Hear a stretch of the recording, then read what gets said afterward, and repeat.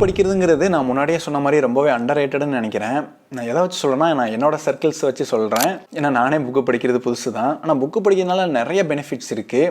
என்னென்னா knowledge. So அந்த நம்ம ஒரு புக்கு படிக்கிறதுனால அந்த ஹோல் நாலேஜையும் தெரிஞ்சுக்க முடியும். அதுக்கப்புறம் புக்கில் நிறைய புது வேர்ட்ஸ்லாம் படிக்கிறதுனால நம்மளோட ஒக்காபுலரியும் கொஞ்சம் இம்ப்ரூவ் ஆகும். அதுவும் இல்லாமல் கொஞ்சம் லவுடாக நம்ம படித்தோன்னா நம்மளோட ப்ரொனவுன்சியேஷனும் கொஞ்சம் இம்ப்ரூவ் ஆகும். அதுவும் இல்லாமல் முக்கியமானது மென்டல் ஹெல்த்து. ஏன்னா நம்ம புக்கு படிக்கும்போது எந்த ஒரு டிஸ்ட்ராக்ஷனும் இல்லாமல் ஃபோக்கஸ்டாக புக்கு படிக்கும்போது நம்ம மைண்டுமே கொஞ்சம் ரிலாக்ஸாக எந்த ஒரு டிஸ்ட்ராக்ஷன் இல்லாமல் இருக்கும்.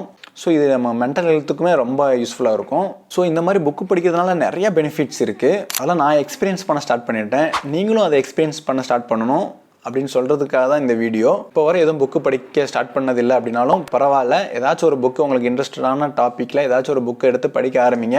அப்புறம் நீங்களும் இந்த பெனிஃபிட்ஸ்லாம் எக்ஸ்பீரியன்ஸ் பண்ணுவீங்க. ஓகே, இந்த வீடியோ யூஸ்ஃபுல்லாக இருந்துச்சுன்னா சப்ஸ்கிரைப் பண்ணி வச்சுக்கோங்க. இன்னொரு வீடியோவில் உங்களை வந்து பார்க்குறேன். பை.